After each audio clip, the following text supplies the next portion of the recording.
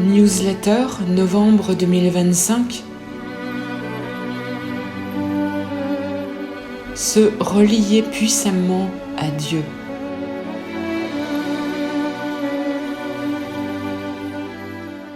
En ce mois de novembre 2025, vous le sentez tous, la planète est en turbulence. Les actions et les événements au sein de l'humanité témoignent d'un désordre avec, comme le dit votre expression, la sensation de pédaler dans la semoule. En effet, certains événements vont vraiment dans le sens de la lumière, vous comblant de satisfaction, tandis que d'autres cèdent un peu plus de terrain aux forces de l'ombre, pouvant provoquer le découragement. Tout cela se vit quasi simultanément, ce qui vous donne l'impression d'une cacophonie. Cette instabilité, cette variabilité sont présentes partout sur la planète et également dans la vie de chaque être artisan de lumière, vous mettant parfois face à cette question : comment se fait-il que je progresse sur mon chemin de lumière avec de magnifiques bonds en avant et que par ailleurs je ressente des vieilles lourdeurs remonter à la surface et que je vive des choses difficiles dans mon quotidien ? Tout ceci est normal, compte tenu des fortes énergies actuellement en circulation sur la planète. En effet, novembre 2025, qui est une année 9, est une fin de cycle, un long cycle de 9 ans pour une transition de l'ancien vers le nouveau, du faible vers le puissant, du vrillé vers le beau. Les nettoyages sont alors de plus en plus pressants et profonds, vous remuant jusque dans toutes vos cellules. C'est le moment de vous alléger de tous les fardeaux résiduels, karmiques et transgénérationnels, afin d'avancer vers la mutation en puissance de lumière, de permettre le passage, tel la chrysalide, du stade de la chenille à celui de papillon. Je ne suis pas en train de dire que tout se fait d'un coup de baguette magique, mais plutôt que chacun de vous, en fonction de la vibration actuelle de son âme, attire les expériences de vie nécessaires à son évolution. Assurément, des descentes réelles et importantes de lumière divine ont lieu actuellement, activant fortement la grille magnétique autour de la Terre et traversant la matrice de synthèse. Sous l'impact de ces descentes de particules de lumière divine, cette lourde chape qu'est la matrice de synthèse, créée par la source sombre, se fragilise. Elle se fissure en certains endroits du globe terrestre, tandis qu'elle vole littéralement en éclats en d'autres endroits de la planète.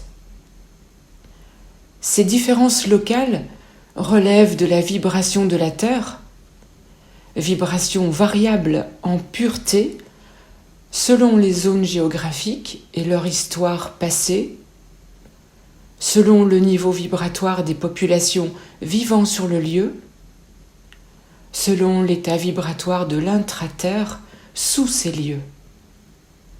Et pour ceux qui le souhaitent, ces notions sont détaillées dans le tome 4, La trahison, de la série Quête de l'infini par les sons et la lumière. Cette descente de lumière divine, depuis les sphères célestes pures du divin Père-Mère, est orchestrée par les archanges, les anges et les maîtres ascensionnés du féminin et masculin sacré. Cette action puissamment salvatrice est ensuite relayée jusqu'à la Terre par la chaîne sacrée des êtres de lumière totalement positionnés au service du plan divin et missionnés à chaque niveau vibratoire du ciel vers la Terre pour guider et protéger cette descente de lumière divine. Par sa puissance pulvérisante, tel un Karcher, la lumière divine qui descend sur l'humanité révèle de plus en plus intensément les taches sombres résiduelles, de la plus énorme à la plus petite, taches persistant encore sur la terre et dans votre aura. Rien ne résiste à la lumière divine. Sous son action, les êtres humains et les lieux ont seulement deux alternatives. Celle de se nettoyer afin que la lumière occupe plus de place en eux, ou alors celle de disparaître. Je vous le redis encore et encore. Vos pensées, vos paroles et vos actes sont de toute importance à la fois pour activer et approfondir votre nettoyage intérieur vers la purification de plus en plus grande de votre aura et de votre cœur, également pour émaner de plus en plus de lumière autour de vous et contribuer aussi à élever la vibration de l'humanité. C'est ici, dans ce contexte de novembre 2025, que la prière, par sa force et son impact, intervient et prend tout son sens.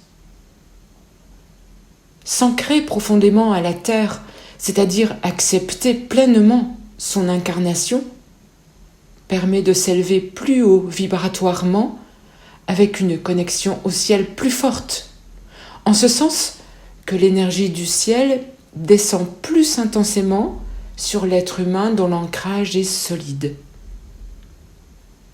Pendant la prière, vous êtes en gratitude pour cette vie d'incarnation sur la terre. Souvenez-vous, la vie sur terre est un cadeau, tant la terre est une école de vie merveilleuse, et les initiations mises par l'univers sur votre route, les meilleurs professeurs. Lors de la prière, vous renouvelez votre vœu de servir le plan divin. Ainsi, vous ravivez à chaque fois votre déclic de l'âme. Vous demandez de l'aide pour faciliter et accentuer vos guérisons personnelles et vos progrès. Vous implorez l'aide divine pour les êtres en difficulté. Vous intercédez en faveur de la paix au sein de l'humanité. Une prière soutenue, régulière, comme un cri d'amour de l'âme, favorise la dissolution des fausses croyances, la guérison des blessures de l'âme et la réharmonisation de votre ADN. En effet, au fil de vos pérégrinations dans le cosmos, suite aux attaques de l'ombre et à vos blessures d'âme, votre ADN a besoin de se purifier afin de revenir à la norme de l'ADN christique. C'est alors que votre prière permet à votre propre énergie d'agir.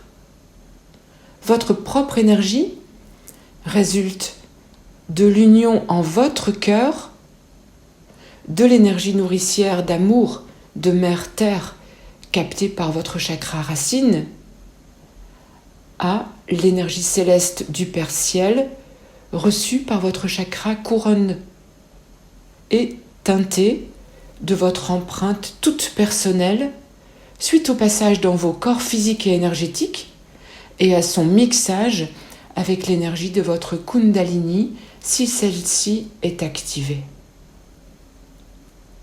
Cette énergie qui a circulé en votre être intérieur, enrichissant tous vos circuits énergétiques, diffuse ensuite autour de vous, depuis votre cœur, venant nourrir la vibration de l'humanité et celle de la planète, avec un impact sur le réseau tellurique et sur le treillis électromagnétique cosmique.